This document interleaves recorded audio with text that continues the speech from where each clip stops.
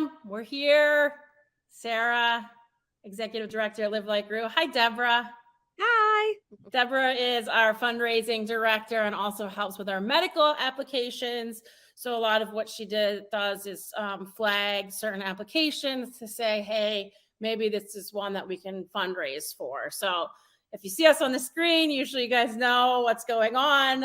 But I'm going to bring in Jamie and Huck. Hi, Jamie. Hi. Let's see the dog. We don't care about you, no. There's Hucky. Oh, Cookie. Huck wants to kiss. Okay, Huck. Okay, good boy, Huck.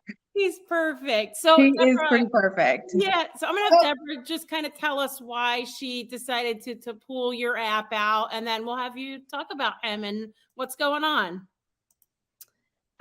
So obviously the pictures caught my eye, and just the whole story about him having to have the amputation done, and just the need for the assistance just really got me. It also turns out we're from the same hometown, so I just giggled when after I sent it to Sarah, I saw that on the application, and I was like, oh, what a small world. But obviously, with the whole amputation, I just, I know they were having trouble, and then he's got to go through chemo now, and they're unable to pay for that. So I wanted to at least see if we could do some fundraising since he's kind of over the first hurdle, and like now let's get him over the second hurdle. Yeah, so Jamie, I just read kind of through what Deborah had sent to me, which I think is what you put on your application, and you've been through a lot in a very short period of time. A lot of times we're dealing with things, a few weeks after, but like this is all happening pretty recent. So can you start with kind of the story about finding him by, I think, a Walmart and just, briefly, like, a little bit about his past and then where you are now? Yeah, absolutely. So we found Huck wandering outside of a Walmart in Tennessee when we lived in Tennessee. He was emaciated, completely just skin and bones, ribs. It was pretty shocking to see a puppy in that state. He was instantly super sweet, kissing, and just so happy to see us. We brought him to the McDonald's right across the street and got him a cheeseburger and thought, what are we going to do? He obviously needs help. He had a broken leg. He was in bad shape. So we had done some work with a nonprofit that helps pit bulls in Nashville. So we asked them to step in and help. And they pretty much said they absolutely would, as long as we were his foster family that, got him healthy, took him to his appointments. So we said yes, obviously. Fast forward 3 months later, he was healthy enough to be adopted. I was tasked with writing, doing a quick little video of him walking around and then writing a little write-up about why somebody would want to adopt him. And I was about one sentence in and I just started crying and saying, this is my baby. I can't have anyone else adopt him. So we became foster failures. It was the best thing ever because he is just the sweetest, happiest dog. We ended up adopting a child who has special needs, and Huck is the perfect dog for, yes, that's JJ right there. He's just so loving and sweet and patient. I mean, you can pull his ear, and he's just like, okay, he's just an angel dog. And he's 7 now, and to kind of speed up to what's happening now, we noticed him limping. We have another rescue dog that I kind of thought, because they play a lot, and Huck is kind of clumsy and he fell going up a patio. So I thought that maybe it was just like kind of an injury from that. But the limp just wouldn't go away after a few weeks. So we brought him to the vet, and I expected there to be like, oh, he needs surgery on his wrist. And I was like, oh, what are we going to do? And it turned out to be cancer, and it absolutely floored us and devastated us. We were told that the best thing to do is to have that leg amputated because it's osteosarcoma, and it was in his wrist.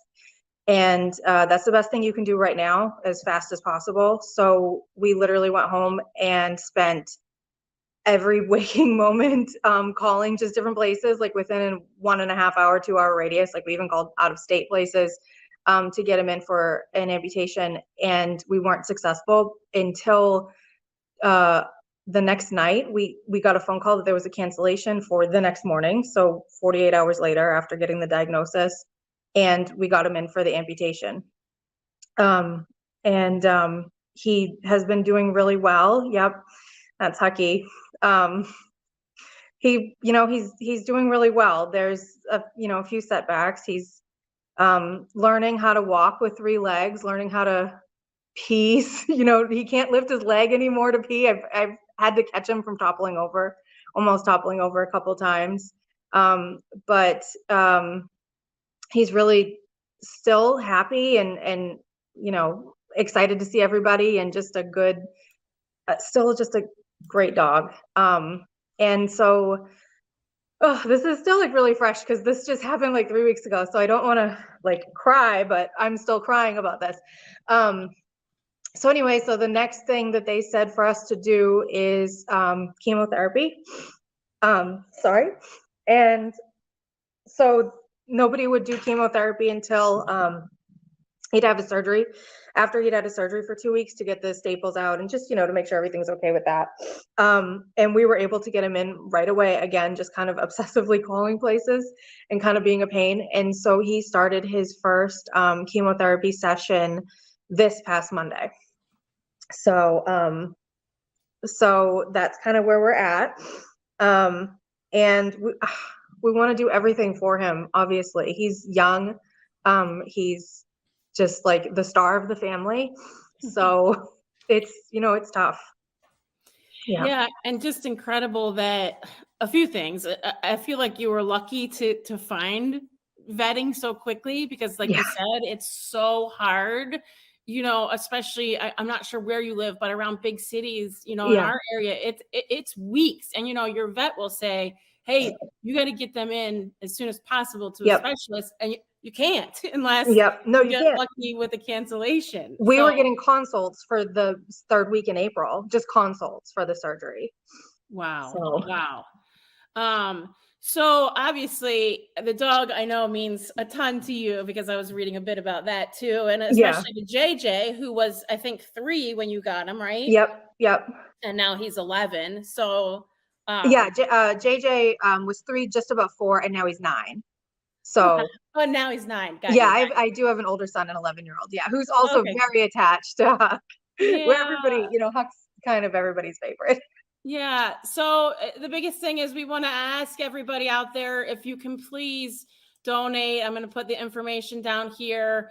Really, really important. But I do want to let you know 2 things. Number 1 is we're going to pay for the chemo. So that's number 1. So send all your bills. Okay. Thank you so much. Of course. And number 2, I know that the amputation put you back about $7,000. I want to at least pay $4,000 of that so that you have space and a little bit of extra money. Thank you so much. You're welcome. Thank you. Yeah. So please everybody donate. Obviously this is a dog that found on the side of the road, epitome of what Live Like Rue is. And Jamie, we send all our love to you. And please, I know people are going to want to hear more about Huck. Oh, I would love to keep you updated. I mean, we are only always taking pictures of him, so it would be pretty easy to do that. Awesome. So Deborah will be in touch with you. We will get you at least the stuff for the amputation, and then she'll work with you on getting the money to the vet or to you, depending on what the payment process is like. But we're honored to help you for sure. Thank you so much. Thank you. You're welcome. Great job picking her out, Deborah. Yeah. Thanks, Deborah. I wanted to tell you oh, we're just doing a video screen. Yeah, and I was like, what are we doing today? It's okay. Everybody, see you Wednesday. Bye. Yeah, it was wonderful. Thank you guys. You're welcome. Helping our family. You're taking so much stress away. I'm so emotional. Thank you. You're so welcome.